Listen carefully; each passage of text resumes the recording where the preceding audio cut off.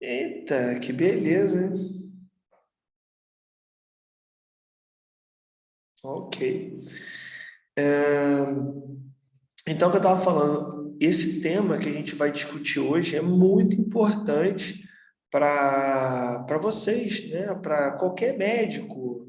Enfim, é uma aula que, se eu pudesse dar essa aula para os colegas médicos lá do hospital, CTI, emergência, eu acho que seria uma aula bem proveitosa, mesmo eles já sendo formados, né? Porque são casos muito comuns nas emergências, nos CTIs, e que quando você se aprofunda, quando você acaba fazendo uma especialidade, né, como a cardiologia, onde você estuda mais profundamente as taquiarritmias, as bradiarritmias, você acaba conseguindo manejar com um pouco mais de facilidade esse tipo de situação, né? Esse cenário. É muito importante que vocês sempre mantenham a calma durante toda a vida acadêmica e médica, porque você pode estudar quanto você quiser. Se você não tiver controle próprio, você trava e você não consegue fazer nada. Então, vocês precisam ter controle, tem que saber controlar a ansiedade na hora de dar um plantão, para vocês conseguirem analisar as situações extremas e decidir com propriedade o tratamento que você vai dar para o seu paciente. Na medicina, quase sempre vocês vão poder ter várias vias de tratamento para uma mesma doença. E vocês vão precisar definir isso lá na emergência numa fração de segundos, às vezes, tá? Quase sempre em poucos minutos. Então, quanto mais treinados vocês estiverem, maior a facilidade de tomar a decisão correta, a decisão que vai levar ao tratamento do seu paciente e ao não óbito dele, né? São situações bem extremas. Bom, vamos começar a apresentação. Compartilhando minha tela para vocês.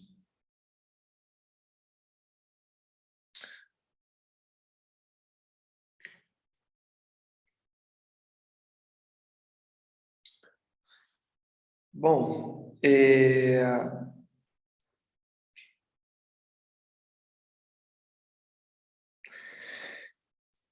então vamos começar nossa aula. Meu nome é Bruno Moura, eu sou médico, professor da Universidade de Vassouras, sou pós-graduado em cardiologia no Instituto Nacional de Cardiologia, sou cardiologista do Hospital Universitário e professor da faculdade. E vocês? Logo na capa, vocês têm essa expressão de Hipócrates, que é primum non nocere. Isso quer dizer, primeiro, não faça o mal, tá? Então, primeiro, não seja nocivo ao seu paciente. Então, antes de vocês começarem a pensar em tratar, em escolher medicação, em tomar conduta, vocês precisam pensar primeiro em não causar dano ao seu paciente. Muitas vezes é melhor você não fazer nada do que você tomar uma conduta, porque aquela conduta pode trazer outros danos para o seu paciente, tá? Então, se você não sabe como manejar uma fibrilação atrial, se você não sabe o tempo que aquela fibrilação atrial está instalada no seu paciente, não pense em reverter a arritmia, porque você pode causar coisas piores do que deixar o paciente com a fibrilação atrial. Vocês podem deslocar um trombo numa auriculeta esquerda, esse trombo acabar gerando um AVC hemisférico para o seu paciente. É um exemplo de conduta que pode causar mais mal do que bem, tá? Quando vocês estiverem na emergência ou no CTI, PCR, primeiro calma, respira. Por quê? Porque se vocês não tiverem calma, vocês não vão conduzir, não vão saber administrar a equipe de vocês. Então, vocês não vão saber ressuscitar um paciente na PCR. Se vocês começarem a berrar, gritar, chorar, espernear, a equipe vai ficando cada vez mais nervosa e eles não vão conseguir obedecer aos seus comandos. Então, você é a comandante, o comandante do barco, do avião, da parada. Então, vocês precisam ter calma, respirar fundo e começar a comandar a parada. Quais são as causas reversíveis de parada cardiorrespiratória? Temos os 5H, os 6Hs e os 5Ts. Então, hipovolemia é uma causa reversível de parada, paciente desidratado pra caramba. Hipóxia é uma causa reversível de parada. Às vezes o paciente chega engasgado na emergência, foi comer uma carne ali no brasador, ou sei lá, no Traga 348, enfim. E chega na emergência sem conseguir respirar, hipóxia. Isso pode levar à parada do paciente. Hipo e hipercalemia, distúrbios do potássio, são causadores de parada. Tá? Isso pode gerar bradiarritmia, isso pode gerar taquiarritmias ventriculares, isso pode gerar parada cardiorrespiratória. Hipotermia, né? Isso não é muito comum lá de onde eu sou, Rio de Janeiro, tem hipotermia no Rio de Janeiro, complicado, mas o paciente pode ter hipotermia, pode ter ficado, sei lá, trancado num frigorífico, pode ser um paciente de uma cidade muito gelada, São Paulo, por exemplo, né?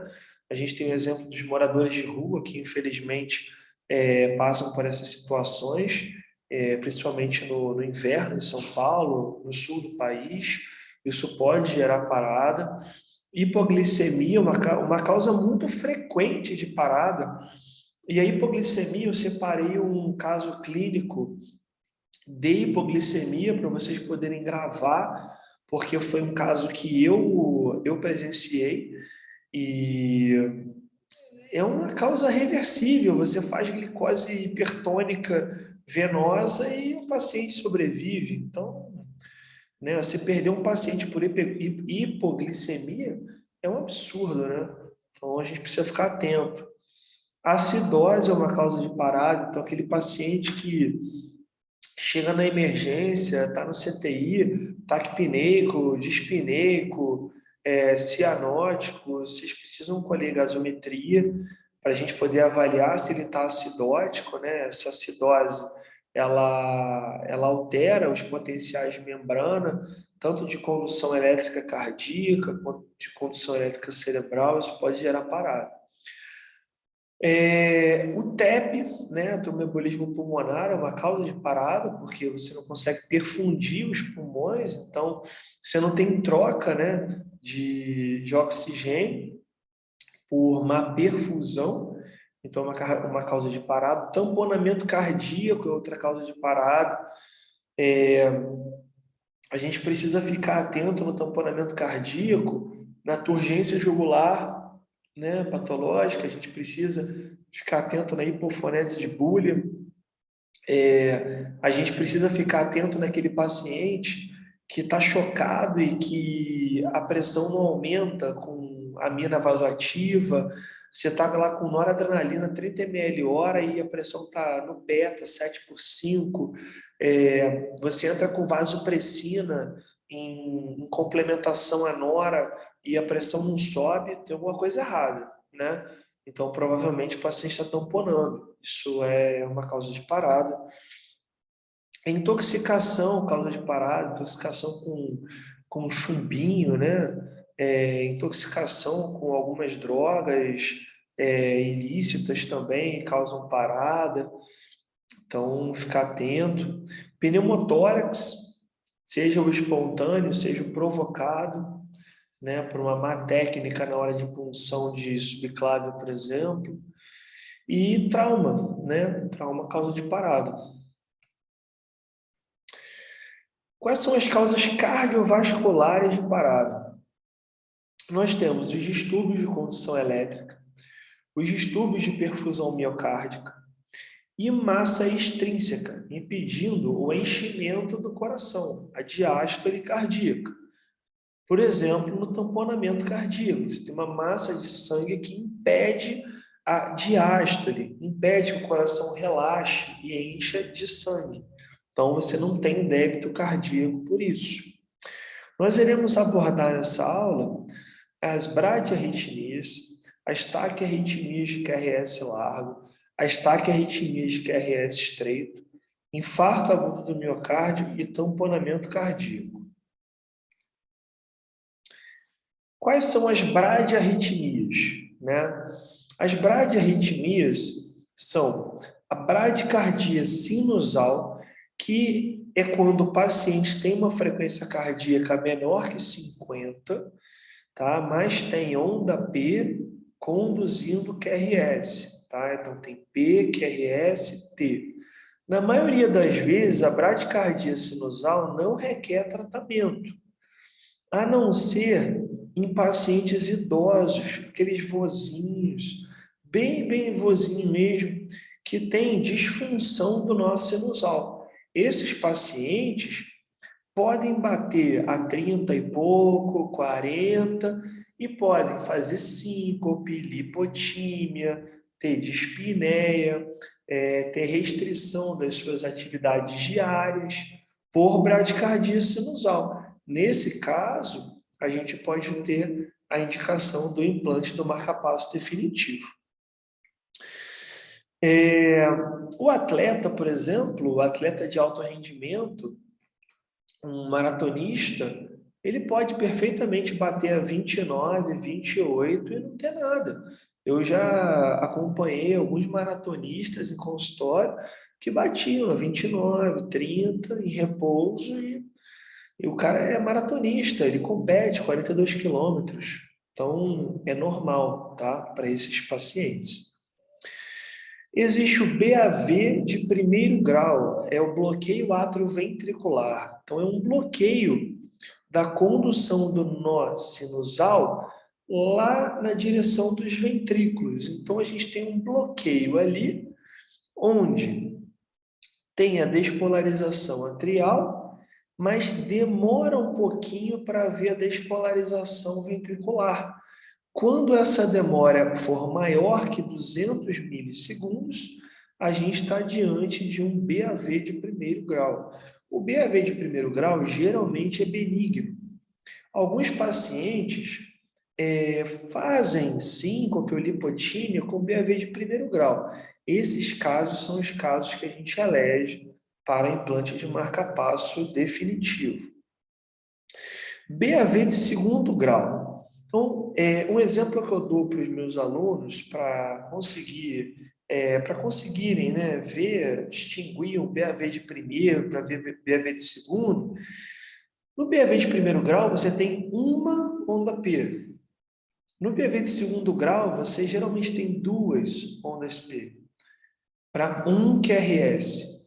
Então, fica mais fácil de gravar segundo grau, duas ondas P, tá? Geralmente, no BAV de segundo grau, no MOBIT-1, o que acontece? É como aquele carinha ou aquela menina que marcou um encontro com você, atrasa 10 minutos no primeiro encontro, 20 minutos no segundo encontro, 30 minutos no terceiro, e quando você já está de saco cheio, você vai parar de sair com aquela pessoa te dá um bolo. Então, esse é o MOBIT 1. E o MOBIT 2, a pessoa não atrasa, ela vai direitinho nos encontros, só que do nada ela te dá um bolo. Do nada, a onda P é bloqueada, tá? E no BAV de terceiro grau, que é o BAV total, a gente tem ondas P surgindo de forma rítmica, ou seja, com a mesma distância uma da outra, só que independente da frequência ventricular, do QRS. Então, aqui a gente consegue ver a bradicardia sinusal, onda P, QRS, T. Professor, Onda P. Oi? tem como aumentar um pouquinho esse primeiro? Os outros está dando para ver legal. Esse primeiro aqui não tá dando para ver direito. Esse que eu tô com a seta? Isso. Maria, eu acho que não tem como não. Eu acho que essa imagem eu vou ficar devendo para vocês. Não tem como aumentar essa imagem. Ah, não tem problema não, não tem problema não. A bradicardia sinusal é a bradicardia que vocês estão acostumados a ver. Isso é aquela bradicardia que você tem a onda P, QRS e a T. Então, onda P, QRS, T. Onda P, QRS, T. O RR é regular, a onda P conduz o QRS, tá? E a distância do P para o QRS é menor do que 200 milissegundos. Então, se você pegar um elétron e tiver um elétron normal, sinusal, regular, só que com a frequência menor que 50, você classifica como uma bradicardia sinusal, tá? Aqui embaixo, a gente tem um BAV de primeiro. Reparem que a onda P, ela tem uma distância do QRS. E essa distância vai ser maior, geralmente, que 5 quadradinhos, tá? 5 para cima, BAV de primeiro grau. Mas a onda P conduz o QRS. Então, é um elétron com onda P, um espacinho, QRS e onda T, de tatu. Onda P de pato, espaço, QRS, onda T de tatu. Tá? É um elétron quase normal. O BAV de segundo grau, Mobitis 1 ou Wenckebach, é aquele BAV que eu falei do carinho da menininha que atrasa o encontro e depois não vai. Repara que tem uma onda P, tem essa distância, QRS, e onda T de tatu.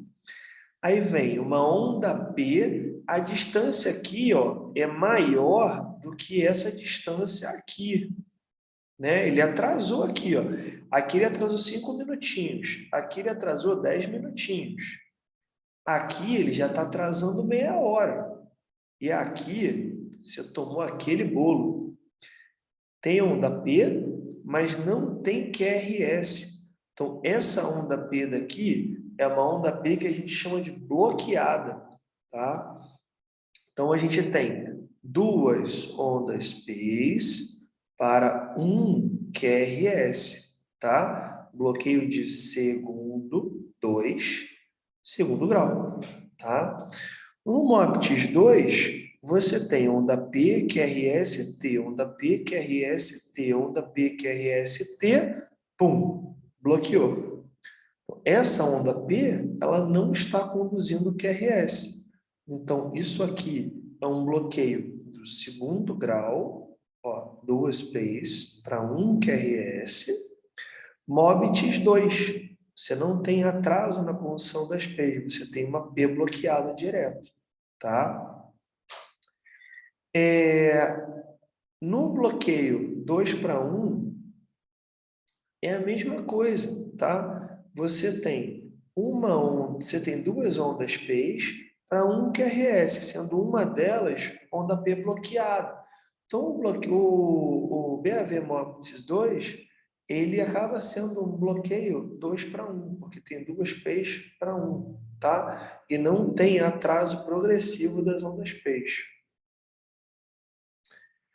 E esse aqui é o elétron que vocês mais precisam prestar atenção, porque é o elétron do paciente com infarto de coronária direita, muitas vezes, tá? O infarto é o elétron que vai deixar vocês com um cabelo em pé no plantão, porque geralmente a frequência cardíaca desse paciente aqui, é uma frequência cardíaca baixa, tá? Se a gente for contar aqui, ó, 1, 2, 3, 4, praticamente 5 espaços, mais ou menos. 1, 2, 3, 4, 5, 6 espaços, 6 quadradões, mais ou menos. Então, a frequência de 50, mais ou menos. Geralmente, a frequência desse ritmo aqui é 34, 32, às vezes 26, 24 batimentos por minuto. Esse eletro daqui é um eletro clássico do BAVT, tá? BAV de terceiro grau, ou BAV completo. Vocês reparem que no BAVT, você tem uma completa dissociação atrioventricular. Que bodega é essa? Que bodega é a dissociação do que? Eu não entendi nada. Lá no BAV de segundo, o casal ainda estava saindo. O cara atrasava às vezes, a menina não ia, mas eles saíam. Aqui, o casal se separou. O cara, a onda P, o átrio, ele bate aqui, ele despolariza aqui, despolariza aqui, despolariza aqui, aqui, aqui no meio do QRS, aqui no meio do QRS, tá vendo aqui, ó, a ondinha, e aqui. Os intervalos entre as setinhas é o mesmo, tá? Reparem que a frequência ventricular é regular, o RR, né, é regular. Ou seja, o caboclo vai no cinema na frequência que ele quer e a cabocla vai no cinema a hora que ela quer. E eles não vão juntos. Então, tem uma dissociação na condução do átrio para o ventrículo. Tem algo bloqueando essa condução. Por isso que o átrio bate na frequência que ele quer e o ventrículo na frequência que ele quer. E isso é um bloqueio atrioventricular total. Esse paciente aqui, a gente precisa avaliar se ele está estável ou se ele está instável. Se ele estiver instável, marca-passo transvenoso e depois a avaliação do que pode ter gerado esse BAVT.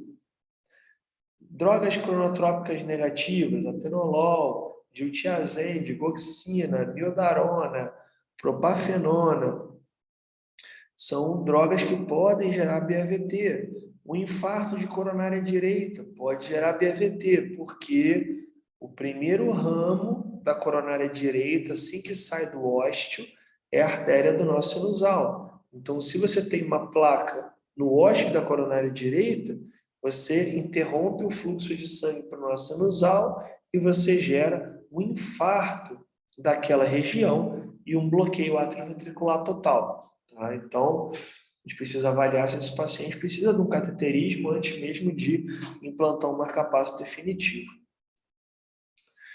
Até agora, tem alguma dúvida, gente? Acho que não, professor. Pelo menos por Não? mim, não. Por enquanto tá de boa. Tá de boa, né? Porque eu não estou vendo o chat, não. Então, se tiver dúvida, pode falar aqui que a gente interrompe, tá? Em relação ao paciente instável, o primeiro passo você falou em relação ao marca-passo, mas assim, antes eu dou medicamento, né, para ele dar uma estabilizada. Então, no paciente instável, com BAVT instável, você vai ganhar tempo a fim de conseguir implantar o marca-passo. Como é que você ganha tempo nesse paciente? Aí você usa medicações cronotrópicas positivas. Você vai usar a atropina, você pode fazer 2 ampolas de atropina até 3 vezes, tá? Depois, se não melhorar, você pode começar um dripping de dobutamina, de epinefrina ou de dopamina. Então, o mais comum é o dripping de dobuta, tá? Que são medicações que vão acelerar o coração. Isso tudo como paliação até conseguir implantar um marca-passo, tá? E no paciente estável, você não precisa fazer nada, nem droga. Estável, você não precisa fazer nada. Monitoriza e vai atrás das causas para esse BAVT. Se ele não tiver causa aparente, aí você indica uma marca-passo definitivo, mas você não precisa fazer nada. Basta manter o paciente na unidade cardio-intensiva monitorizado.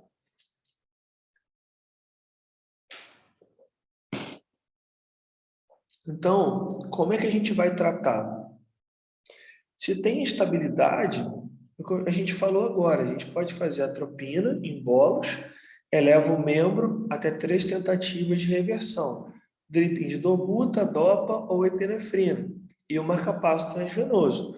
Se o paciente estiver estável, monitorizar e investigar causas de bradicardia.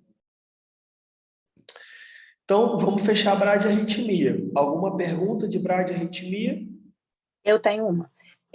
Mesmo com o BAVT como paciente estável, você não coloca o marca-passo?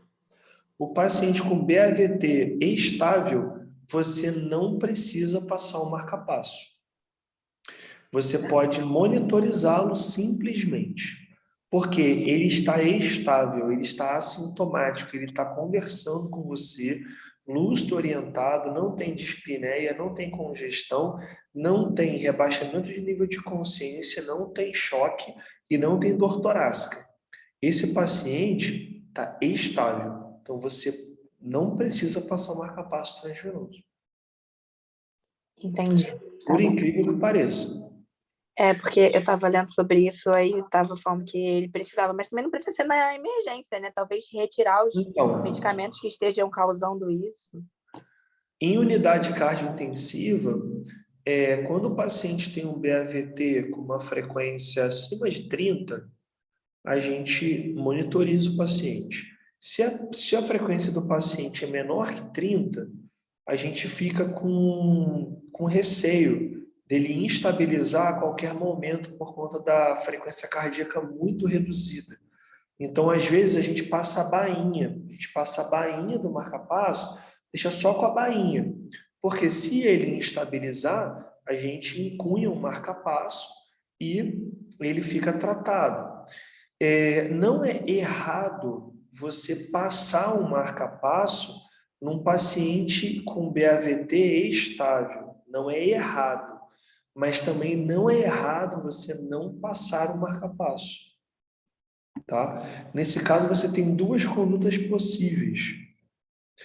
Por exemplo, se você está num hospital que tem cirurgia cardíaca, você recebe um BAVT estável, assintomático, num CTI, onde ele está monitorizado, você pode perfeitamente, se ele não tem nenhuma causa aparente reversível para aquele BAVT, você pode tranquilamente monitorizar o paciente, não passar o marca-passo, acionar a cirurgia cardíaca e marcar o implante do marca-passo definitivo dele para daqui a 1 dia, 2 dias, tranquilamente.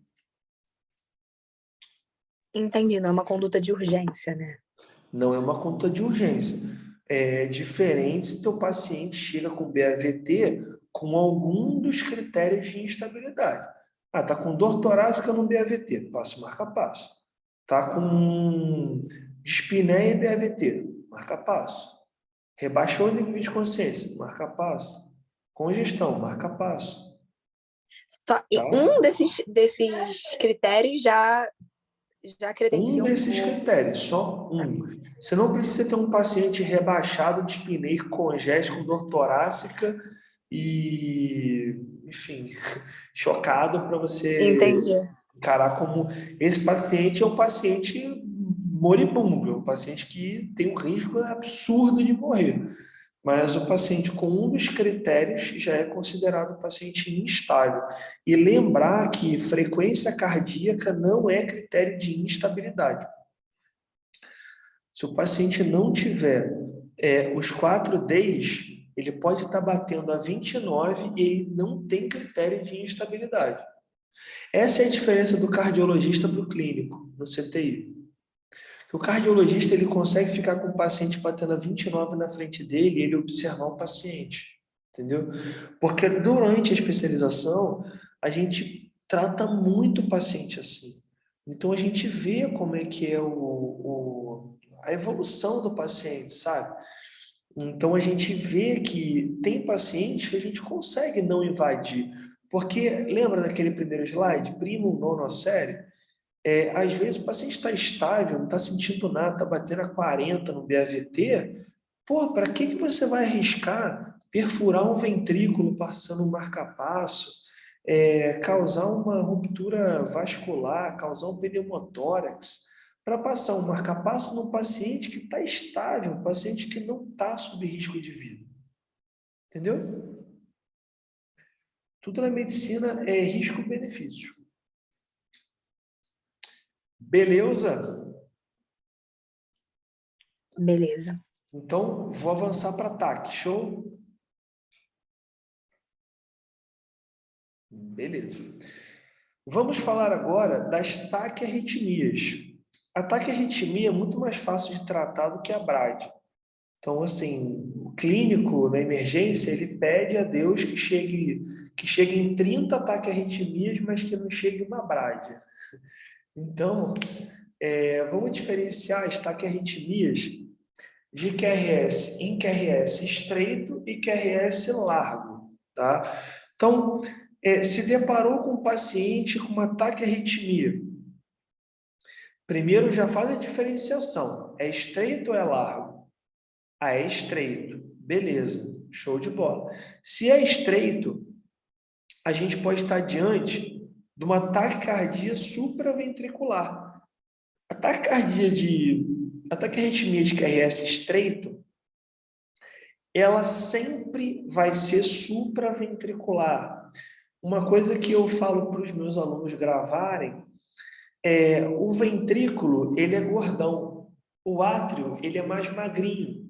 Então, quando ele é supraventricular, ele é atrial, né? Então, o QRS vai ser fininho. Quando ele é ventricular, ele é dos ventrículos, eles são gordinhos. Então, o QRS ele é mais largo, tá? Então, é uma forma de vocês gravarem essa diferenciação entre as taquiarritmias. A taquicardia de QRS estreito, supraventricular, a mais comum é a taquicardia de reentrada nodal. Na reentrada nodal, você tem a via rápida e a via lenta. Por vezes, o estímulo está na via rápida e quando você tem um intervalinho pequenininho na via lenta, esse estímulo da via rápida entra na via lenta e você forma um curto-circuito naquela região. E aí gera ataque à arritmia supraventricular por reentrada nodal. Então, fica reentrando, tá, no nó. O que você vai encontrar no eletro nessa taquicardia? Vocês vão encontrar o que a gente chama de pseudo-R'. É uma pontinha aqui, ó, bem nas setinhas, uma pontinha, como se fosse um suprinha no V1, tá? E também no D3 vocês vão ver uma pseudo-S, é como se fosse uma onda S, que não deveria existir em D3, tá?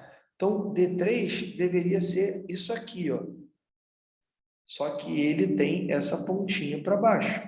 Então, isso aqui mais isso aqui, numa taquiarritmia de QRS estreito, fala a favor de uma taquicardia de reentrada nodal, tá? Esse conceito, ele é muito mais para cardiologista, tá? Eu trouxe a taquicardia de reentrada nodal para essa aula porque ela é a taquiarritmia supraventricular, tirando Flutter e FA, mais comum das emergências, tá? E essa taquiarritmia geralmente reverte com adenosina. Então, num paciente com essa taquiarritmia estável, vocês podem fazer Primeiro, se o paciente não for um paciente muito idoso, tá? Que tenha risco de ter placa nas carótidas, vocês podem fazer a manobra do seio carotídeo, tá? Vocês pegam 2 dedos, comprimem, vocês sentem a carótida, tá? Comprimem a carótida por uns 10 a 20 segundos, tá? 10 segundos, geralmente, 10 segundos, comprime. Esse estímulo vai fazer com que lentifique a condução, tá? Lá no coração, por um estímulo vagal. Então, por vezes, a gente consegue reverter com a manobra vagal, tá? Se não conseguir reverter com a manobra vagal, aí vocês podem fazer a adenosina. Vocês fazem 6 miligramas de adenosina em bolos. E a adenosina, você tem que fazer rápido. Você pega a ampolinha, expira, tá? E dá uma pancada só no ângulo da seringa, tá? Dá uma pancada só. Essa adenosina vai entrar rápido, tá? E aí você eleva o membro que tiver o acesso por uns 20 segundinhos, 10 a 20 segundinhos, e aguarda. Geralmente a ação é em segundos. Geralmente vocês vão ter uma assistolia momentânea, vai começando a ficar bradicárdico, faz uma assistolia e depois volta em ritmo sinusal. Se não reverter com 6 miligramas, vocês podem fazer mais uma dose, tá? Então, assim, tem pessoas que já fazem 12 miligramas na segunda vez e fazem mais 12 miligramas na terceira vez, tá? De adenosina, se vocês não conseguirem reverter, tá? E por fim, se não conseguir melhorar com a adenosina, vocês podem fazer beta-bloqueador venoso, o metoprolol, o esmolol, e também a amiodarona, tá? É uma outra forma de reverter essa arritmia. Vamos falar agora da fibrilação atrial. Fibrilação atrial é a mais comum de todas, tá? Todos vocês vão atender pacientes com fibrilação atrial na emergência. Qual é o conceito da fibrilação atrial? Ondas P com morfologia diferente ou ausente. Professor, tem que ter ausência de onda P para ter fibrilação atrial? Não. Você pode ter ondas P com morfologias diferentes, tá? Uma onda P redondinha, a outra onda P cheia de curvinha, a outra onda P pequenininha, a outra maior. Quando você tem morfologias diferentes de onda P, você já tem um critério, tá? RR irregular. Então, RR irregular. Precisa ter também, para a gente estar diante de uma fibrilação atrial clássica. E a linha de base trêmula, linha de base do eletro, toda tremida, parece que está cheia de interferência, tá? Então, tendo esses 3 critérios, vocês estão diante de uma fibrilação atrial. Na fibrilação atrial, a gente tem algumas peculiaridades, né? A fibrilação atrial é o tremer do átrio. Na fibrilação atrial, a gente perde 20% da contração, tá? Então, no ciclo cardíaco, o átrio, ele no final, ele contrai e ejeta 20% do volume de sangue. Na fibrilação atrial, você não tem essa contração. Por isso que você ou não tem onda P, ou as ondas P são de morfologia diferente, porque ele está tremendo. No átrio esquerdo, a gente tem uma estrutura que parece com um apêndice lá do intestino. E a gente chama de auriculeta esquerda, tá? É um apêndice atrial. Esse apêndice atrial, quando o paciente está em fibrilação atrial, o sangue ele fica mais estático dentro do átrio. e também na auriculeta. E essa estase sanguínea aumenta a chance de formação de coágulo, tá? É sangue parado. Então, aumenta a chance de formação de trombo. E por isso, quando a gente tem um paciente com fibrilação atrial com mais de 48 horas de duração, a gente não pode reverter essa fibrilação atrial.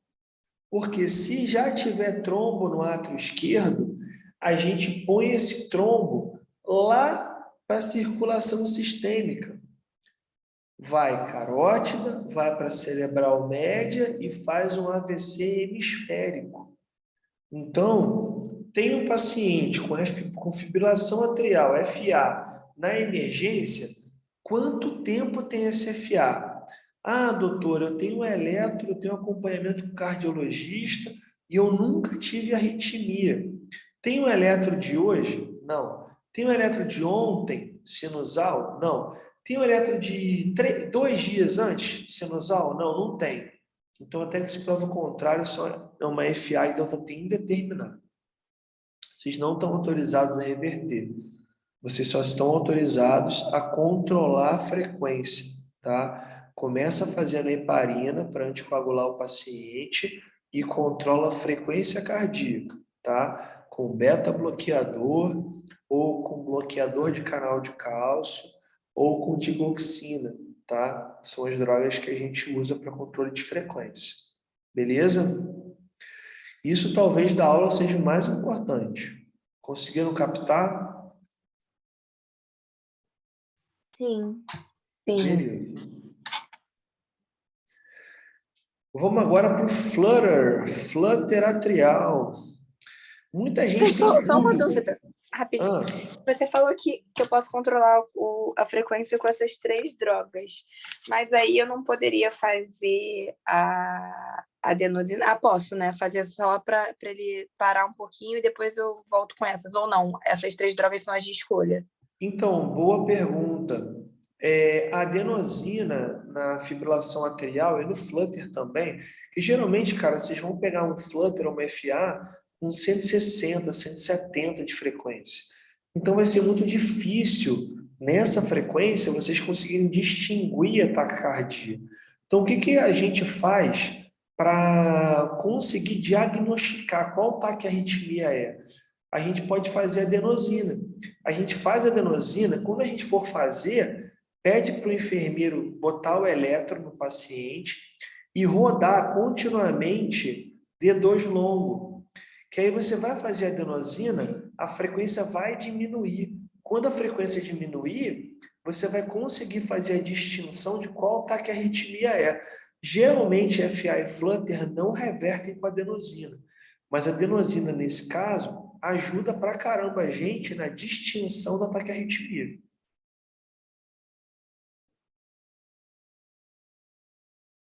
Entendi, obrigada. Entendeu? Tem muita gente que confunde FA e flutter, né? Isso é muito comum. Ó. Só que vocês veem que é muito diferente. Tá vendo?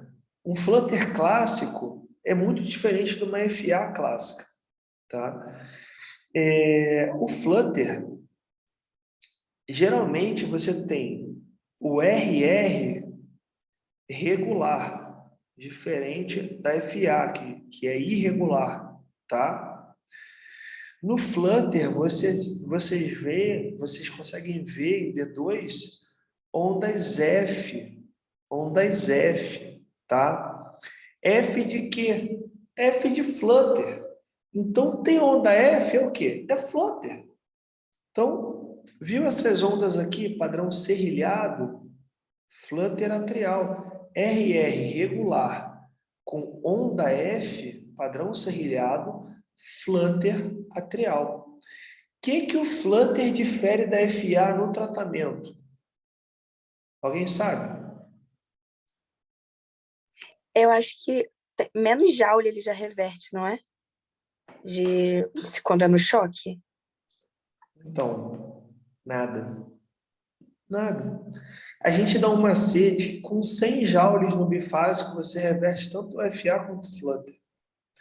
O flutter, teoricamente, no guideline, o flutter reverte com um Joule menor.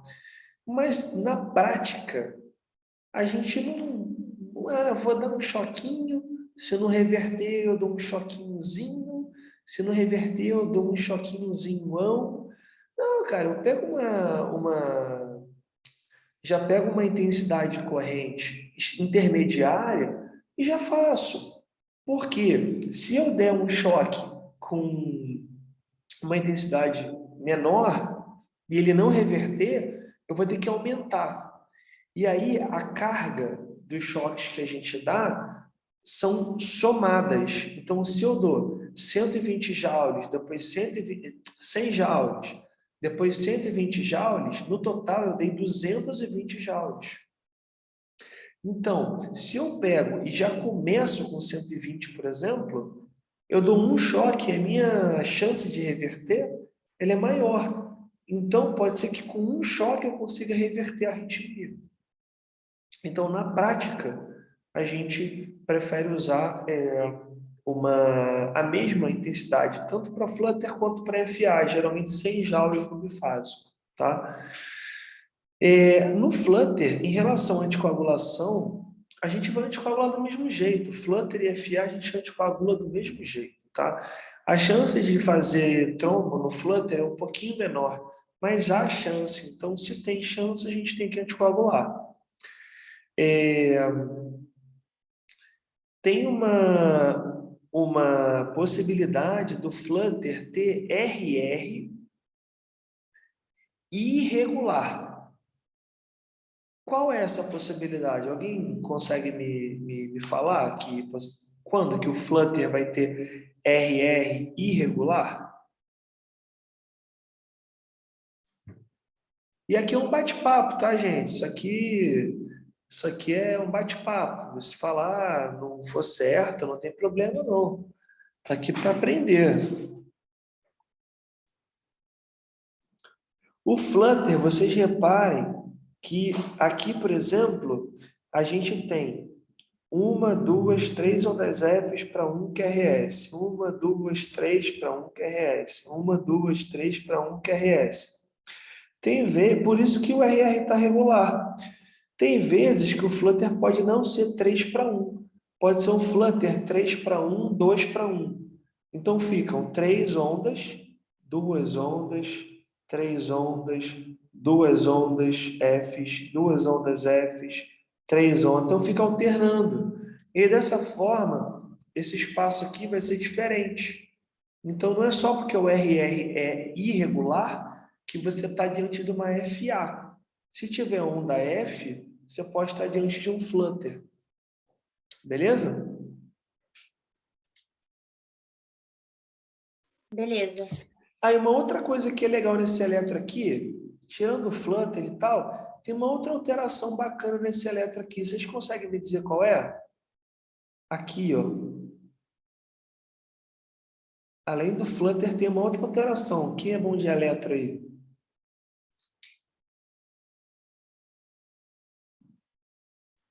Tá vendo que o QRS aqui está alargado? Está um pouquinho alargado?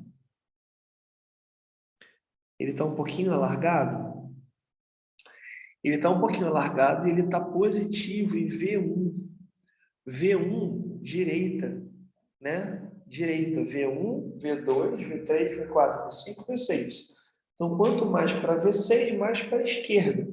Se está positivo na direita, não era para estar positivão na direita. Então, ele tem um BRD completo. Então, é um flutter com BRD. Esse é o famoso BRD de terceiro grau, junto com o flutter. Show de bola. Então, fechamos as taquiarritmias QRS estreito. Alguma dúvida em relação a elas? Para a gente passar para as QRS largo? Não, por enquanto não. Não? Todo mundo da liga tranquilo? Então tá. Então, beleza. Então, taquiarritmia de QRS largo. Essas são as mais,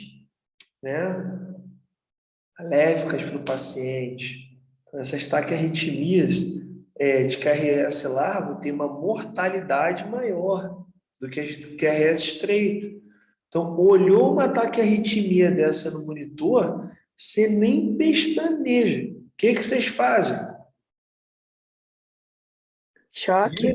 Viu esse traçado aqui no monitor? O que vocês fazem? Hein, Marcelinho, escutei? Choque. Choque. Choque. Taquiarritmia de QRS largo. Mas eu li num lugar, não interessa. Choque, choque, choque. Tá? Porque essa taquiarritmia, ela pode degenerar para uma fibrilação ventricular. E sabe qual é a mortalidade da fibrilação ventricular? Alta, provavelmente. 95%.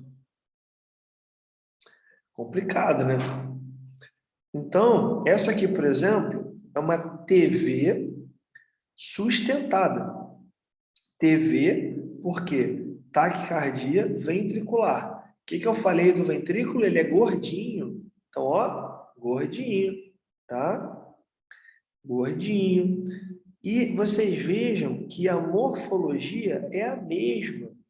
Por isso que ela é chamada de TV monomórfica.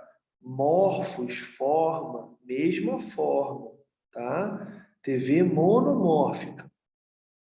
Show de bola. Então, isso aqui é choque, independente de qualquer coisa. Instabilidade, estabilidade, choque. Essa aqui é uma TV polimórfica. Essa é a TV polimórfica mais famosa que existe. Alguém consegue me dizer que taquiarritmia é essa, polimórfica? Como assim? Você queria saber o nome? Essa taquicardia polimórfica, essa TV polimórfica tem um nome específico. Torsades. Não, né? Muito bem. Eu já ia falar, vou sortear um risoto para quem falar o Pô, então vamos lá, a gente pode começar de novo. Você pergunta, eu respondo. Hoje, inclusive, teve um ensaio aqui da risoteria, ensaio de fotos aqui em casa. Tem um monte de risoto atrás do computador aqui. Mas... Eita, pode mandar. Você pode chamar, entendeu? Assim, a prova, assim, pra gente ver se a gente aprova, pode chamar, não tem problema não. Gente, o pessoal podia ter sido presencial. Só para falar que eu não tô mentindo aqui, ó. Não, não mostra não. Não mostra. Camarão com geleia de amora, frutas vermelhas. Tem... nossa, tem um monte aqui. Mas enfim. Nossa, vou comer meu miojo feliz. Agora, muito feliz. Então, mas aí... Miojo é bom também, já comi muito miojo. Já comi muito miojo. Quando era acadêmico, nossa senhora, pegava o miojo, fazia, tirava, não colocava, tirava a água do miojo e botava aquele temperinho, né? Que é química pura, mas que, pô, é bom pra caramba. Eu não como miojo há muito tempo. Mas é bom. Mas risoto é bom também. Então, aqui, ó. Isso aqui, torçado é pano. Então, assim, é a taquiventricular polimórfica mais famosa que tem. E, geralmente, o que você faz nessa taquiarritmia? Qual é o tratamento para ela? Choque também, não é? Além do choque, você pode fazer uma medicação. Amiodarona?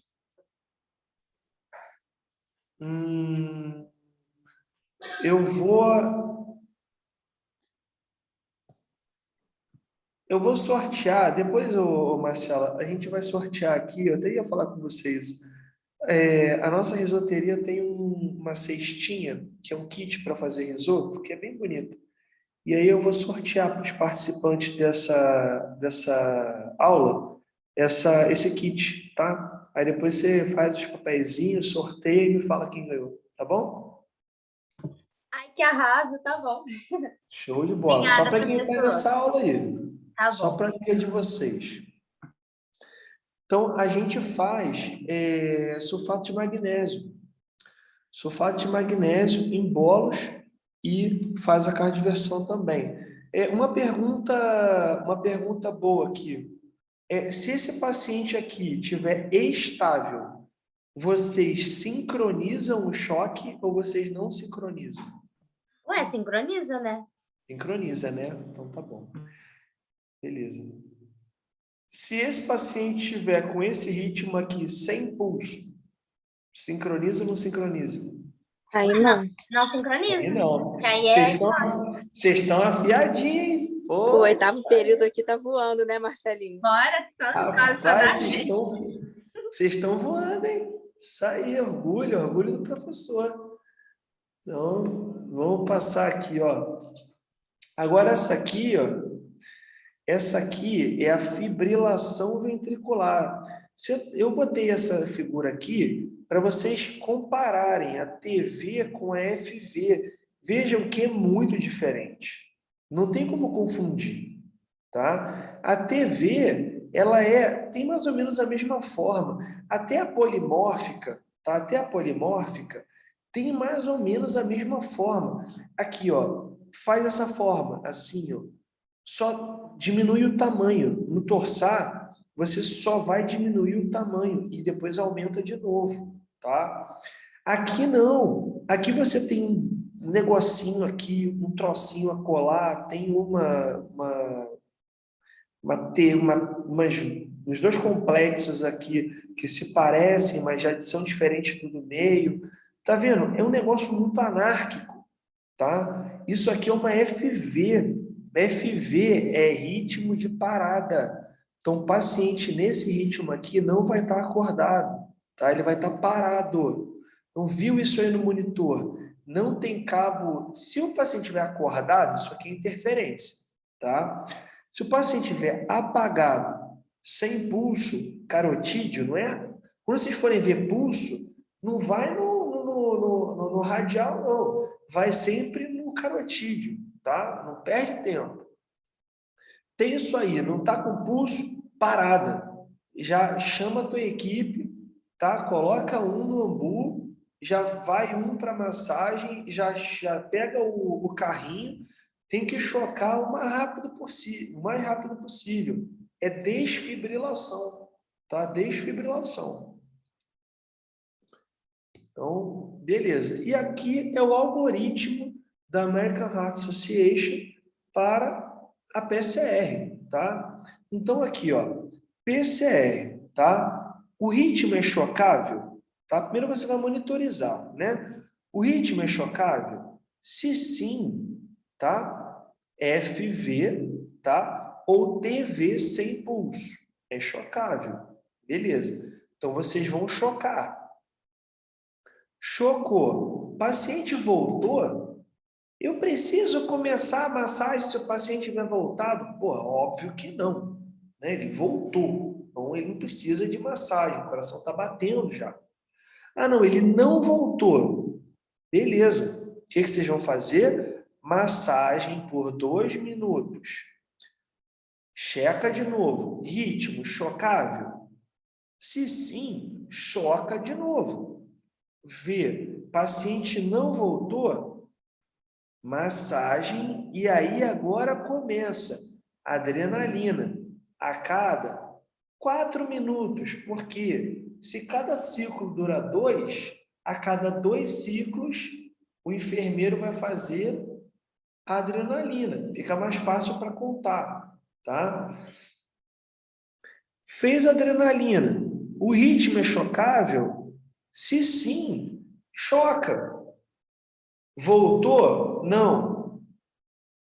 Restarta a massagem. RCP 2 minutos. Aí aqui, quando é por taquiarritmia, a gente já pode começar a miodarona, tá? Ou a lidocaína.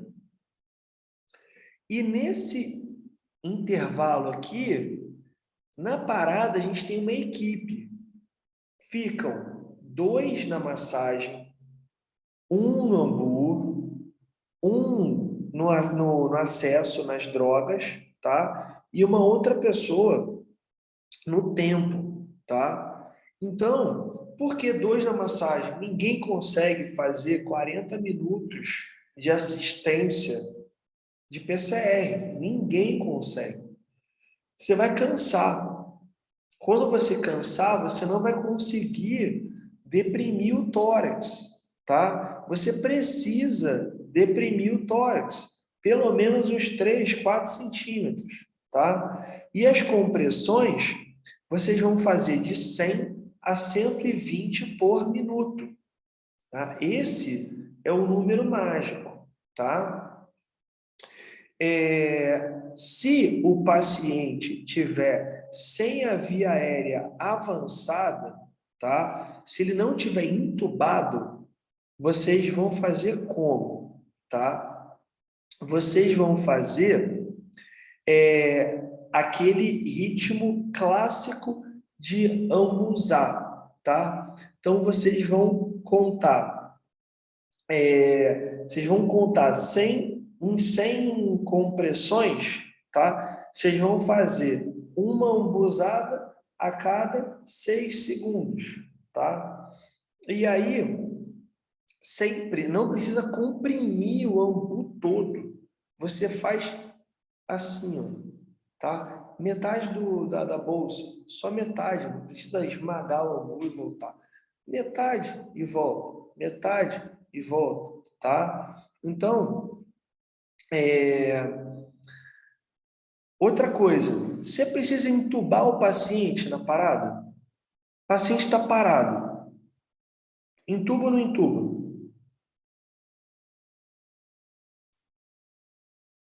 Vou dormir hoje. Entuba ou não entuba? Entuba. Entuba? Marcela, entuba ou não entuba?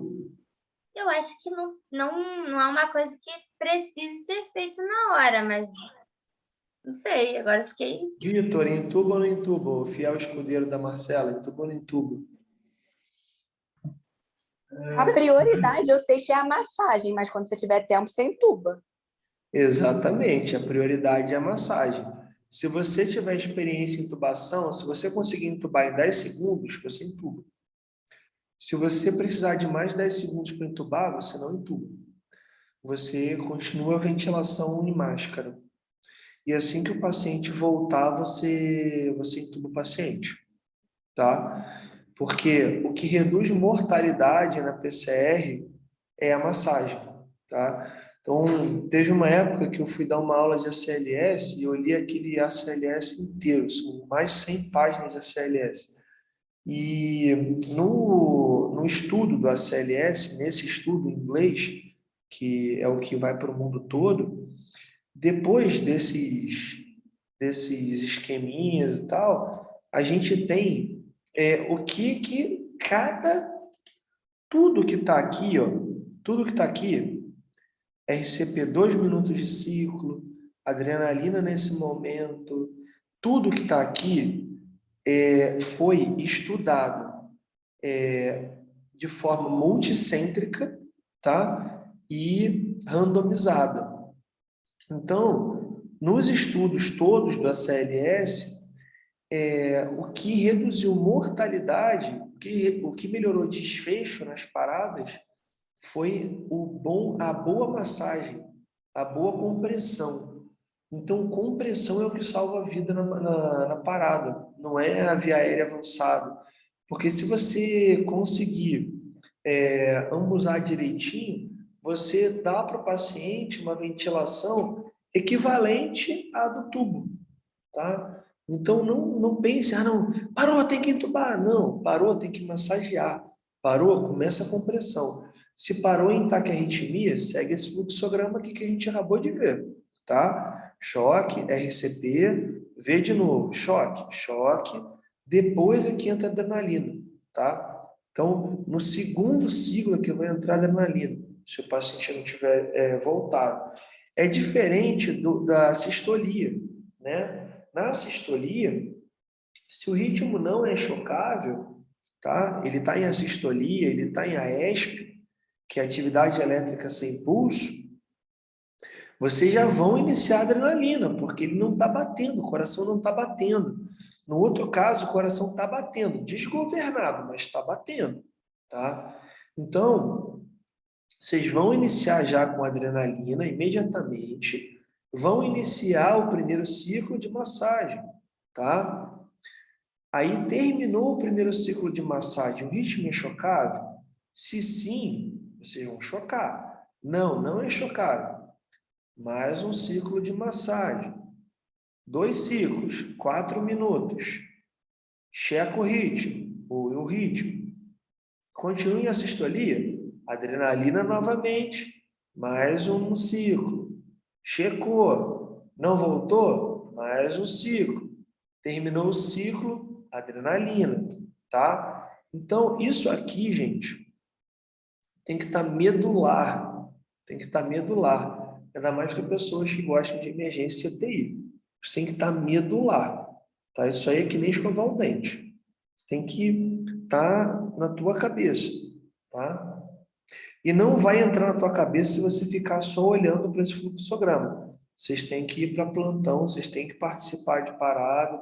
Quando tiver parado, tem que pedir para participar. Posso abusar? Ah, vai para o Umbu primeiro, vai para o Umbu.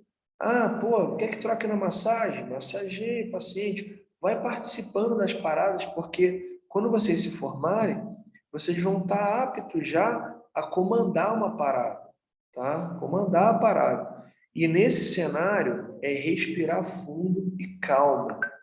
Calma. Eu já vi muito médico afobado na parada. Grita com todo mundo. Não sabe o que está pedindo, sabe? Você desestabiliza a tua equipe, você não consegue dar o melhor para o teu paciente. Você esquece qual é o passo que você tem que fazer, a parada vira uma zona, tá? E aí a chance do teu paciente sobreviver reduz muito por incompetência sua. Então, se o paciente tiver que morrer, ele vai morrer, mas ele não pode morrer por incompetência sua, tá? Então, você é médico, você não pode deixar um paciente morrer porque você estudou pouco, tá? É isso. Mas vocês vão aprender com todos os pacientes que morrerem nas suas mãos. Vocês vão aprender muito, muito, muito, muito, tá? Todo mundo já teve paciente que depois ficou pensando, cara, eu podia ter feito diferente. E se eu tivesse feito diferente? Será que esse paciente não teria sobrevivido? Nossa, eu já parei para pensar nisso várias vezes, muitas vezes, tá? É normal isso. Vamos para os casinhos? Bora para os casinhos. PHS, 72 anos, hipertenso, paciente com insuficiência cardíaca e fração de ejeção reduzida, da entrada na emergência após síncope em casa, sem pródromos. Esposa contou que ele estava em pé, conversando com a filha, quando desmaiou e bateu a cabeça no chão. Isso, gente, é uma síncope verdadeira. Não é aquela síncope da menina que brigou com o namorado e vai para a emergência e o braço cai em câmera lenta, que a cabeça bate devagar na maca, ou daquele cara que brigou com a namorada e fala, eu vou desmaiar. Não é. A síncope verdadeira é essa. O cara chega, ou a mulher chega, com marca na testa, que bateu com a cabeça em algum lugar. Se machuca mesmo, tá? A gente chama isso de liga-desliga. Qual a hipótese diagnóstica para esse caso aqui? Por que vocês acham que ele desmaiou e fez uma síncope verdadeira? Vamos lá. Alguma arritmia? Não sei. Eu vou abrir o chat aqui, tem gente que tem vergonha de falar. Vamos lá. Foi por conta de um hipofluxo cerebral. Agora tem que saber o que foi. Foi por hipofluxo cerebral, beleza. E vamos lá, o paciente com insuficiência cardíaca de fração de ejeção reduzida. Então, ele já tinha uma insuficiência cardíaca com uma fração de ejeção baixinha, 20%, 25%, 30%. Esse coração, ele é cheio de fibrose, ele tem várias áreas fibrosadas. O que isso predispõe a esse paciente?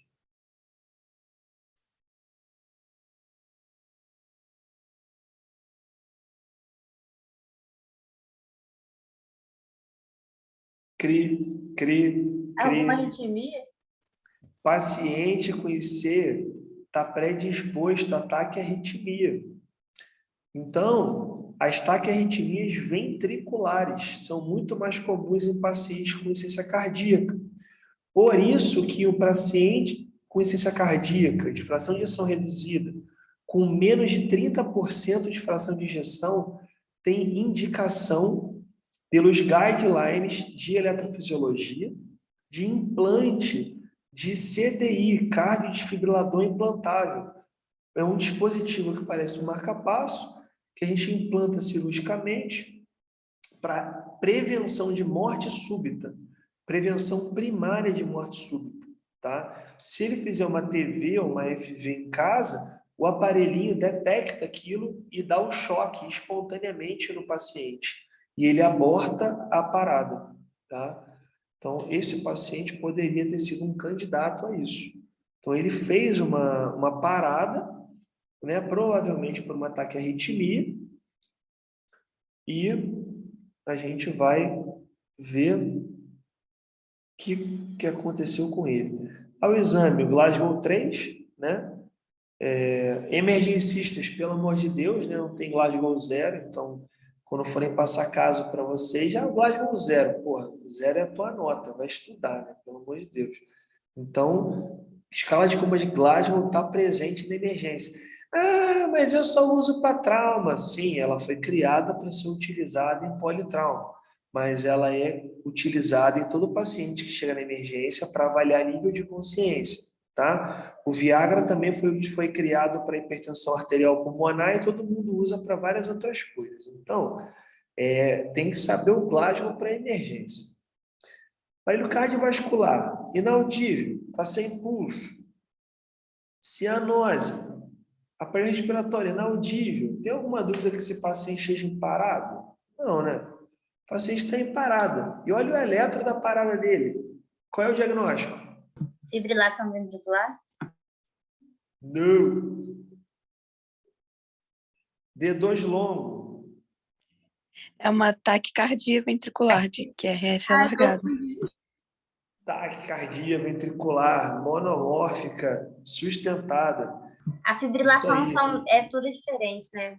Confundi. A fibrilação atrial é tudo diferente. A fibrilação ventricular é tudo diferente.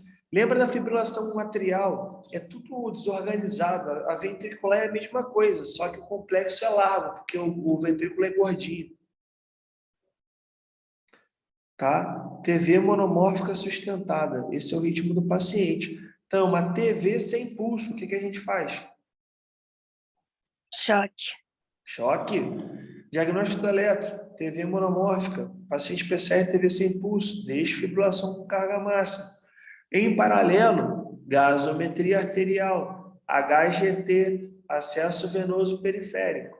Então, na emergência, você não faz só uma coisa.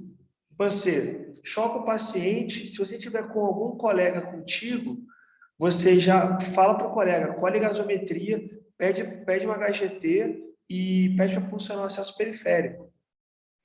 Você faz tudo isso em paralelo, tá?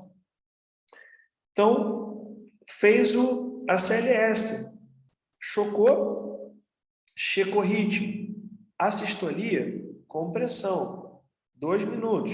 Checou o ritmo de novo. Assistolia, compressão, adrenalina e oferta de oxigênio por máscara ou intubo paciente, tá?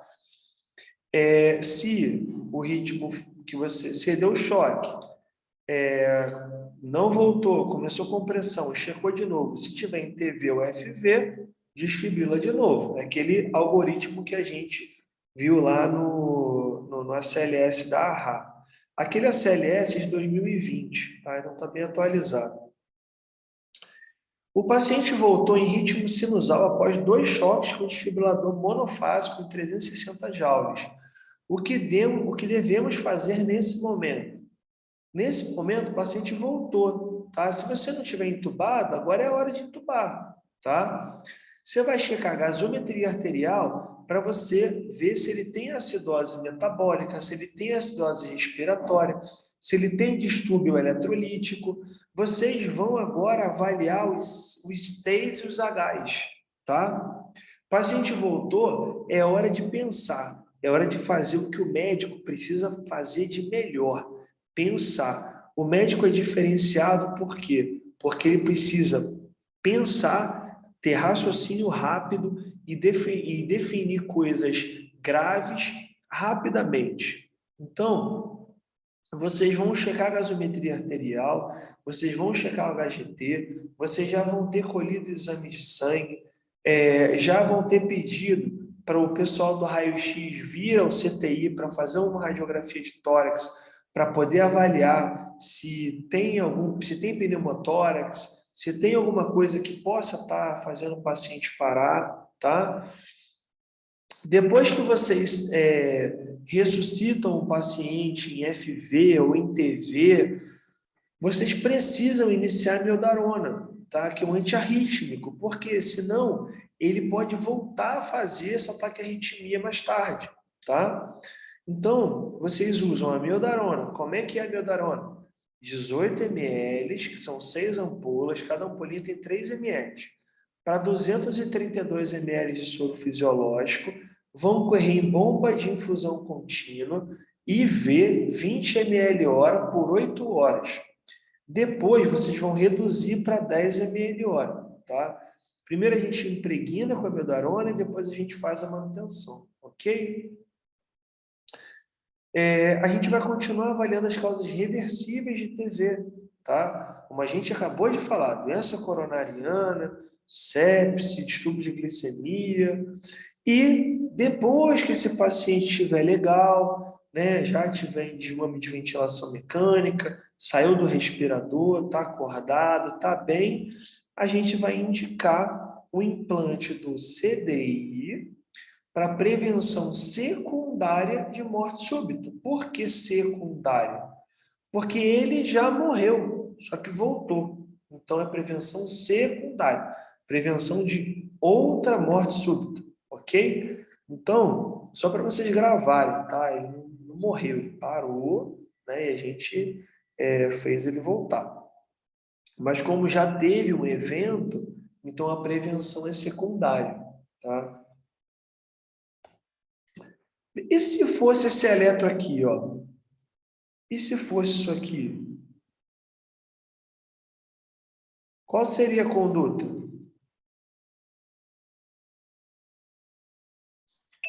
A conduta é a mesma.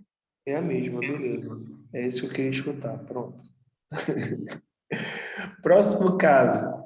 Vamos para os distúrbios da glicemia. Esse caso eu peguei lá na posse. Nossa.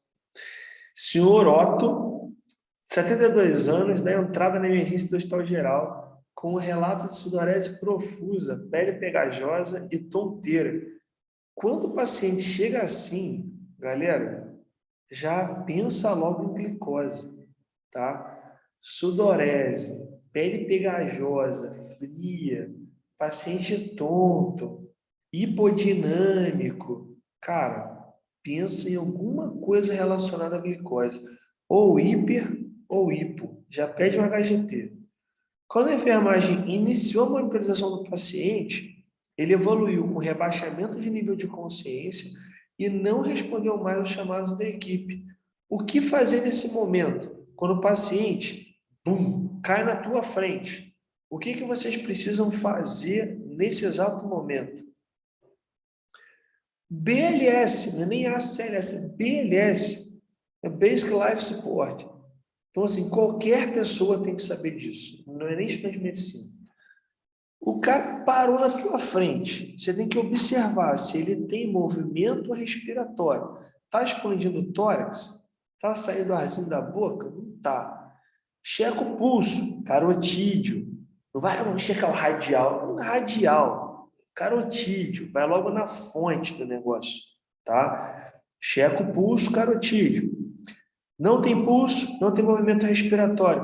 Ah, preciso de um eletro para saber se ele está parado. Precisa de porcaria nenhuma. Tu tá no meio da rua, na avenida, tu vai ter eletro aonde? Eu tenho no meu carro porque eu faço eletro nos lugares. Mas você não tem eletro no seu carro. Como é que você vai rodar um eletro no meio da rua? Né? Então, não tem pulso, não está respirando? Massagem. Massagem, começa, ó, começa a massagem, tá? Solicito HGT, começou massagem, manda alguém ficar no ambu, lá na máscara, ambu, e a técnica, querida, por favor, HGT e coleta sangue desse paciente. Se no local, fisioterapeuta puder coletar gasometria, físio, pô, coleta a gasometria, por favor, e me diz o resultado. Ô, colega, coleta a gasometria e me diz o resultado, para vocês poderem ver se tem alguma causa reversível na gaso, tá? Punção periférica. Como é que vai fazer adrenalina se não tiver punção periférica? Ah, eu faço no tubo. Tá bom, mas e se não tiver entubado? Ah, eu vou pegar uma agulha que nem no Grey's Anatomy e vou enfiar no tórax do paciente com adrenalina. Porra, você está no hospital. Você não precisa ser um cavalo assim, né? Você pode funcionar um acesso e fazer a adrenalina no acesso. Beleza. Intubação, se a equipe for experiente, para que não haja uma interrupção da massagem, das compressões, tá? Show. Ritmo de parada por hipoglicemia. Geralmente esses aqui, ó, tá? Que ritmo é esse aqui? O paciente não tem pulso. Atividade elétrica sem pulso? Atividade elétrica sem pulso. Orgulho do professor. Que beleza, que beleza. E aqui, porra, a sistolia, né? Isso aqui eu não preciso perguntar para vocês. Qualquer um sabe que traçado é esse. Então, esse ou esse, massagem, tá? Ah, tá massageando e aí começou no meio do, né, terminou o ciclo, foi checar o pulso e viu esse traçado aqui. Isso aqui é muito comum acontecer no hospital. Doutor, voltou. Aí você vai, põe o dedo na carótida, nada. Aí sempre vai um e vai na femoral também. Não, deixa eu ver na femoral. De repente na femoral tem. Aí vai lá na femoral, não sentiram não. Mas voltou, tem traçado. Aí para de comprimir. Aí nessa do voltou, não voltou, perdeu 2 minutos, 3 minutos, aí o paciente para e morre. Então, tem isso aqui, mas não tem pulso, cara, é ritmo de parada, continua os ciclos, ignora o que as pessoas estão falando no seu ouvido. Enfermagem me informa o resultado do HGT do seu Otto. 12 de HGT. 12. Diagnóstico da causa PCR, hipoglicemia. Conduta, cara, 50 ml de glicose a 50%. 5 ampolas de glicose a 50% agora. Rola um sorinho para empurrar e vamos que vamos. Gasometria, pH 7,02. Paciente está em acidose, alcalose ou normal a gaso? Acidose. Acidose. PO2 51, pouquinho abaixo de 60, né? PCO2 42, um pouquinho acima de 40. Bicarbonato de 10, bem menor do que 22, bem menor que 18, e saturando 71%. Esse paciente tem uma acidose de que tipo? Metabólica? Metabólica? É respiratória, né? Ele não tá conseguindo. É respiratória? Peraí, deixa eu pensar. Pensa aí.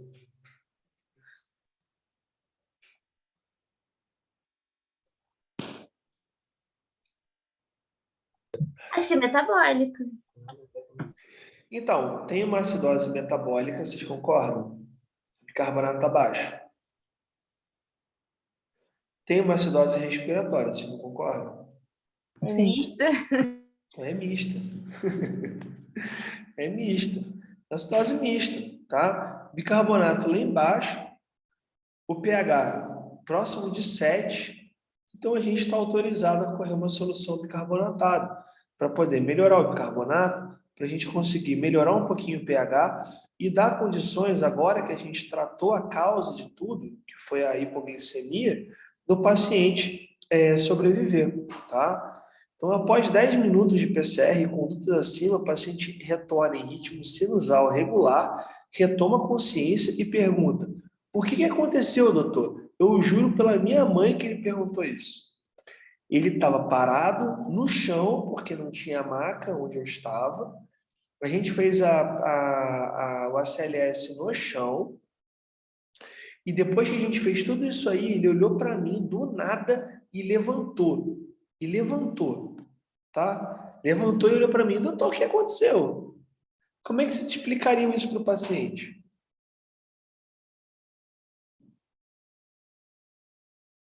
Professor, você pode voltar no caso?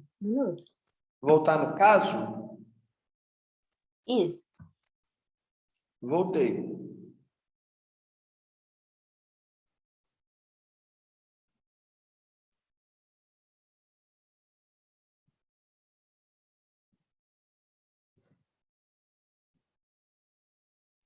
Eu falaria que ele estava no hospital, estava nos cuidados da equipe, e aí ele desmaiou. E não sei como é que eu vou falar que ele parou, não tem como falar isso para Pois ele. é. Eu falei para ele assim: filho, você morreu e voltou. Você viu luz, alguém te chamou, você estava no paraíso, porque o senhor morreu, o senhor parou, porque a glicose baixou demais, e a gente ressuscitou o senhor. Ele: sério, doutor? Sério. Ele: muito obrigado. Ele levantou e me abraçou, cara. Você vê como é que você consegue salvar uma vida fazendo um exame como o HGT. Então, assim, eu coloquei esse caso para vocês porque, às vezes, a gente papa umas moscas que, se a gente tiver um pouco mais de atenção nas causas reversíveis, a gente salva a vida sem precisar de muita coisa. Com todo paciente que parar, vocês têm que pedir HGT, vocês têm que pedir gasometria, vocês precisam solicitar exame de sangue, tudo em paralelo. Então, assim, você vai estar massageando, tambuzando, uma outra pessoa vai coletando as coisas, ela não vai atrapalhar o procedimento. Ela vai pegar um membro que não está sendo utilizado, vai coletar, vai furar o dedo do doente, vai fazer procedimentos que não vão atrapalhar, entendeu? Então, a ação tem que ser em conjunto, em paralelo, sempre, tá? Próximo caso: senhora GTA, 32 anos, hipertenso, tabagista, 20 maços ano, interna no CTI do Hospital Universitário de Vassouras, com diagnóstico de sepse pulmonar por Covid-19, no D13 de doença. Transferida de Saturno, já entubada, em ventilação mecânica, modo PCV, 22, PIP de 12, FO2 100%. Volume corrente de 450, com frequência respiratória de 18. Sedada com midazolam e fentanil. Não estava em uso de heparina, por estar em falta no município. Tá? Então, o paciente jovem, tabagista hipertensa, com diagnóstico de sepse pulmonar por Covid, né? Que é uma doença trombogênica pra caramba, uma das maiores que eu já vi. D13 de doença, transferida de um lugar que a gente nem conhece, tá? Então, assim, a gente não sabe o que tem naquele município, enfim, as condições que os caras trabalham, mas estava redondinha, estava entubada, modo de ventilação, pressão controlada. Vocês têm noção de ventilação mecânica, dessas siglas? O pessoal da faculdade já teve aula disso comigo, né? Mais ou menos, temos mais ou menos, mas acho que tem gente de períodos mais abaixo também aqui na liga. Não, beleza. O modo PCV é o modo de ventilação controlado por pressão. Então, a gente seta no ventilador, a gente coloca no ventilador um valor de pressão em milímetros de mercúrio para o ventilador injetar aquele fluxo de oxigênio, tá? Então, mesmo quando o paciente ele precisa estar sedado, muito bem sedado, porque ele não faz nada nesse modo ventilatório. é o modo ventilatório controlado, ou seja, o ventilador é que guia a respiração do paciente, tá? O respirador é que faz a ventilação, tá? A frequência respiratória não é do paciente, é do ventilador. A PIP é uma pressão que a gente também seta, que a gente mantém os alvéolos abertos por mais tempo durante a expiração. Então, a gente prolonga o ciclo respiratório através dessa pressão aqui, da PIP, tá? FiO2 é a fração de oxigênio que a gente bota para o ventilador e injetar para o paciente. A gente precisa sempre da menor possível, porque o oxigênio ele é nocivo em altas concentrações. Então, a ideia é chegar nos 21% que a gente tem no nosso ar, né? Esse aqui é o volume que vai mudando a cada ciclo do ventilador quando o modo é controlado em pressão, tá? Midazolam e fentanil são dois sedativos com meia-vida longa, são comuns em pacientes internados em CTI, tá? Esse paciente deveria estar em uso de heparina por ser um paciente de muito alto risco de vida, né? Paciente entubado, paciente com Covid já em fase trombogênica, mas não estava. O paciente estava taquipneica, taquicárdica, cianose de extremidades, murmúrio vesicular diminuído universalmente, com uma frequência respiratória de 42. Reparem que a frequência dela era diferente do ventilador. Então, ela estava entrando junto com o ventilador.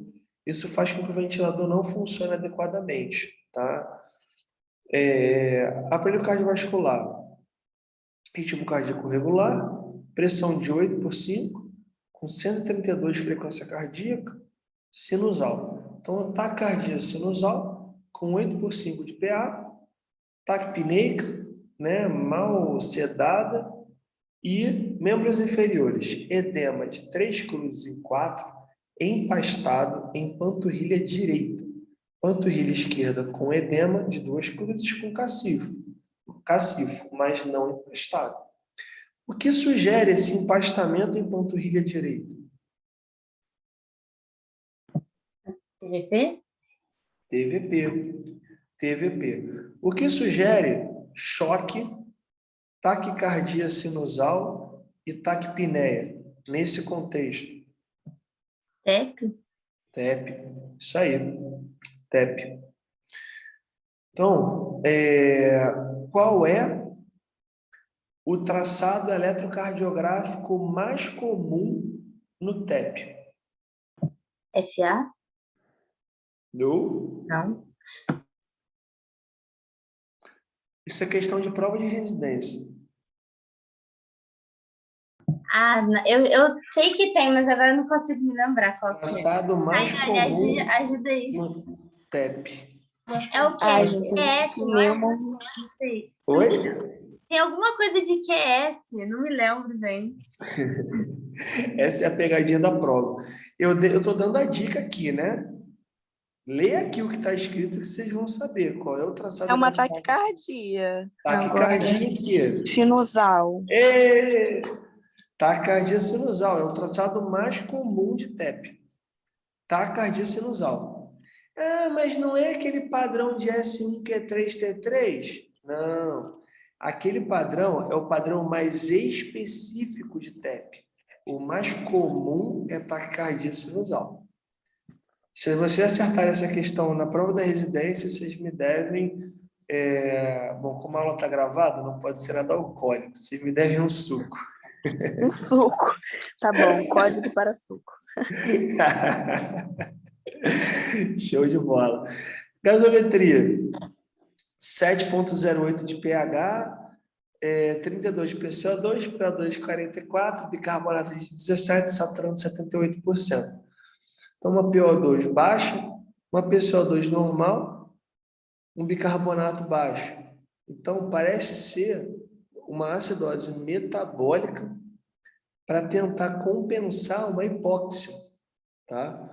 Então, o paciente não consegue perfundir os alvéolos. Então, a saturação baixa pra caramba. Então, ele faz uma acidose respiratória e o bicarbonato começa a ser muito consumido para tentar compensar essa acidose respiratória, tá? Eletro do TEP, tá? Então, nesse caso, a gente optou por aumentar a PCV, aumentar a PIP para tentar ventilar melhor o doente e melhorar a sedação com ketamina.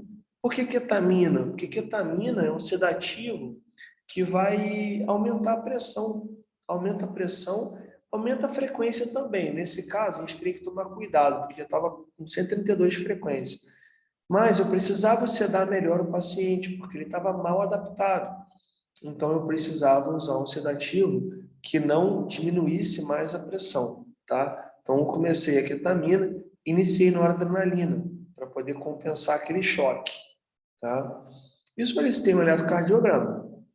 Eletrocardiograma, uma taquicardia sinusal com padrão S1Q3T3, é o padrão mais comum de TEP, tá? S1 por quê? Vem aqui, ó, D1, olha o tamanho da onda S, profunda pra caramba, tá vendo? Não era para ser assim. Aí a gente vai lá em D3, olha só o Q, tem onda Q, onda Q, e a onda T está invertida. Esse é o padrão S1, Q3, T3. Entenderam? Sim, professor, a fisio, tipo assim, por que sai esse padrão no eletro? Tipo, a parte da morfologia mesmo, por que isso acontece? Porque quando você tem um TEP, geralmente você tem comprometimento de ventrículo direito. E o ventrículo direito é perfundido pela coronária direita. Então, por isso que, ó, se você perceber, não é só em D3, você tem a VF também. E essa aqui é a parede inferior do coração, que também é perfundida pela coronária direita. Por isso que o padrão do eletro é esse. Show, obrigada. Show? Beleza. Ninguém nunca me explicou isso, não. Ninguém nunca me explicou isso. Eu fui aprendendo com o tempo mesmo. Paciente manteve taquicardia, taquipneia e piorou do ponto de vista hemodinâmico, apesar do aumento dos parâmetros ventilatórios, né? E da nora, e da sedação. Por que que ele não melhorou a saturação com o aumento do oxigênio e aumento da pressão do ventilador? Porque tem um impedimento ali físico. E eu não entendi. Por quê? Porque tem um impedimento físico ali para ele fazer a ventilação. Isso, porque tem um impedimento físico vascular, Sim, né? tem um Então trombo você ali. pode dar o oxigênio que você quiser, não passa sangue ali, como é que vai trocar? Então a equipe suspeitou de TEP maciço e iniciou o quê? Alteplase, trombolítico, tá? Como é que a gente faz a alteplase? A alteplase é um frasquinho com pó, tá? E tem o diluente. Em cada frasco tem 50 gramas e para ser diluído em 50 ml de diluente. Então, vocês precisam pegar 2 frascos de alteplase, 2 frascos de diluente. Vão formar uma solução com 100 ml. Nessa solução, vocês vão correr 10 ml em 10 minutos, 40 ml nos 30 minutos seguintes e 50 ml na hora seguinte. Existem várias formas de fazer alteplase.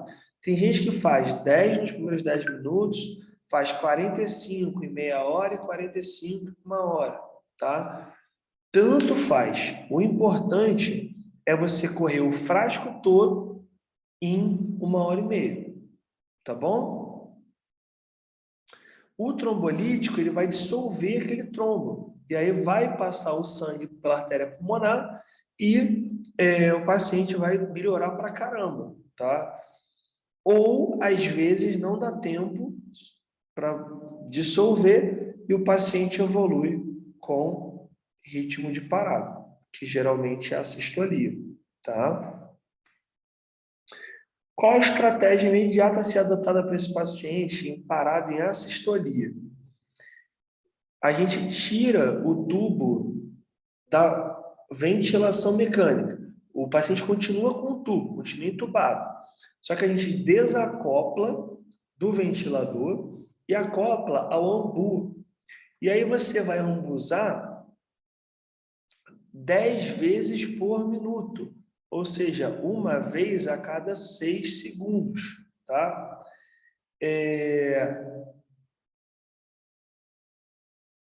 E não precisa comprimir todo o ambu, tem a metade. Compressões cardíacas, como vocês já sabem. Adrenalina, como vocês já sabem, né? E a cada, eu botei aqui 3 minutos, mas a cada 4 fica mais fácil por causa dos ciclos. Após 15 minutos de PCR assistido, o paciente volta em ritmo sinusal regular, dependente de amina e com modo ventilatório mantido. Observou-se após 12 horas de acompanhamento pelo plantonista uma melhora da gasometria arterial e da hemodinâmica. No momento, na hora 2 ml hora, a gasometria é bem melhor do que estava, saturando 99%. Foi solicitada pela rotina a troca do acesso venoso profundo, pois a paciente havia sido puncionada na unidade de origem, lá em Saturno, e esqueceram de anotar quando foi a punção. Puncionou alguém? Anota no prontuário, puncionado dia tal, acabo de puncionar veia jugular interna direita, pareda pororó. E já lança no cabeçalho, D1 de veia jugular interna direita, para você saber quanto tempo tem de acesso, tá? Plantonista optou por acesso alto, veia subclave esquerda. Após a punção, o plantonista estava muito cansado, foi descansar no quarto dos médicos e assistiu a sua série favorita, Anatomia de Grey. No 7º episódio da série, ele se deparou com uma cena onde o paciente foi puncionado e a doutora Meredith Grey solicitou uma radiografia de tórax de controle. E nessa radiografia tinha uma complicação comum em punção venosa alta realizada de forma inadequada. Isso. O que é isso? Pneumotórax. Pneumotórax. Pneumotórax, por quê? Ninguém nunca me explicou também o pneumotórax no raio-x. O pneumotórax, você vê, o ar, né, tá fora dos pulmões. Então, você não consegue, por isso, visualizar os vasos, né? Aqui a gente visualiza os vasos. Tá vendo? Branquinho. Ali não. Tá tudo preto. Parece radiografia queimada. Entendeu? Então, isso é um pneumotórax. Quando você vê isso na radiografia, só de um lado é pneumotórax, tá? Se for dos dois, pode ser hiperpenetração, técnica de raio-x, tá? Ou o pneumotórax bilateral. Aí você vai examinar o doente, ok? Ok. Ele rapidamente lembrou que tinha puncionado e não solicitou radiografia. A radiografia da sua paciente era idêntica à da doutora Meredith. Ao examiná-la, deparou-se com taquicardia sinusal, PA de 60/40, apesar da enfermagem já ter aumentado a nora para 12 ml hora, saturação no monitor é de 82%. Rapidamente ele pegou um dreno de tórax, drenou o pneumotórax hipertensivo. No entanto, no meio do procedimento, a paciente evoluiu com PCR em AESP. Iniciada a manobra de ressuscitação, sem êxito. Hora do óbito, 4h30. Então, o cara fez o mais difícil.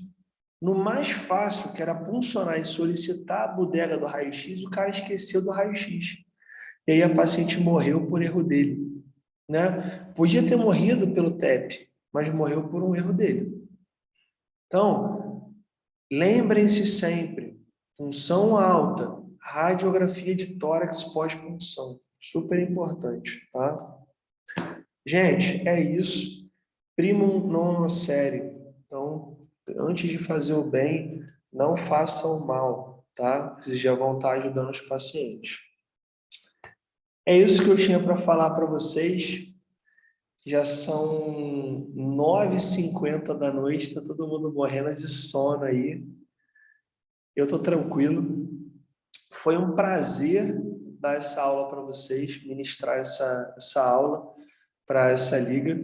Eu estou sempre à disposição do grupo no ambulatório de cardiologia. Também, quem quiser ir lá no... vamos sortear. Sempre que vocês quiserem me acompanhar lá na enfermaria de cardiologia nos domingos, vai ser um prazer quando eu estiver lá. Quero só ver quem vai domingo para a enfermaria, em vez de ir para a praia no Rio, só quero ver. Todo mundo Isso aí. Oi? Ó, domingo estamos lá. Deixar de ir pro Rio. Não, que a gente é mó chato. Ah, garoto, então tá bom. No domingo, quando tem visita e vocês vão, a gente faz um café da manhã. Tem pão de queijo recheado, tem umas paradinhas gostosas. Olha, não promete muito não, professor, que domingo tô aparecendo lá de manhã cedo. Demorou. Próximo domingo que eu vou lá vai ser só dezembro agora. Não, dia 8 de dezembro, quarta-feira, eu vou estar lá. 8 de dezembro, feriado em Vassouras. Só em Vassouras, eu nem sei o que é, mas... Enfim, é Nossa Senhora da Conceição. Ah, então, eu não... É o que? Padroeira de Vassouras? Acho que é padroeira de Vassouras. Ah, que legal, eu não sabia. Meu aniversário é feriado. Então, vai ser feriado, pois é. Aí eu vou estar lá na enfermaria. Mas então, a gente pode fazer o sorteio do kit da Arbóreo. Deixa eu ver se tem algum kit aqui, eu acho que... Professor, eu bem ansiosa. Tem 12 pessoas aqui online. Eu achei que seria justo, até ia mandar lá no grupo, a gente fazer dentre eu as acho melhor. pessoas. E aí tem um sorteio que faz online mesmo. Isso, e aí então. Eu peguei, filmei o nome de cada um, ia colocar um número para todo, tipo assim, um número para cada, né, da lista, e ia sortear, eu vou filmar e tudo mais. Isso, faz isso. E aí, se você puder, você... Não, aí você me fala, você faz o sorteio e me fala. E aí a gente tem essa página que eu vou passar para vocês no site. Já vou aproveitar e vou pedir um risoto junto. Isso aí. Para pedir é só ir em www.arboreo. Vou mandar lá no grupo também o Instagram do Arbóreo. E quem tiver Android, é só baixar o app na Play Store, Arbóreo Risoteria. Uma aula patrocinada por Arbóreo Risoteria. Gente, a gente está muito chique, sério. Eu vou fazer um sorteio, então espero que eu ganhe. Se eu ganhar, gente, olha, o Vitor tá aqui, minha irmã tá aqui, tem um monte de gente aqui de prova, gente, tá? Não, eu acho injusto, não pode, tem que ser eu. Se eu não ganhar, vai ser injusto. Gente, já participei de um outro simpósio que sorteava o risoto. Cara, eu fiquei lá até o final. Um monte de gente que não estava presente ganhou. Tem uma galera que ganhou. A gente entregou o kit. O cara ganhou o kit da Arbóreo e um risoto. Ele ganhou os dois. E teve uma outra pessoa que ganhou também. A gente foi só com a gente que está aqui hoje. Não aumenta essa concorrência. Então, a chance é maior, pô. É 1 em 12. Pô. Aqui, gente, eu vou ganhar, se Deus quiser. Esperando ansiosamente. A próxima live aqui vai ter que ter show da Marcela aí, tocar violão, cantar. O Vitor toca. Não, vou tocar. Aí então, pronto, tem a dupla sertaneja aí, pô. Tá tranquilo, galera. Então, fiquem com Deus. Um beijo para todo mundo. Obrigada, professor. Valeu, professor, a aula foi muito boa. Obrigada, viu? Valeu, brigadão. Tamo junto. Tchau, gente.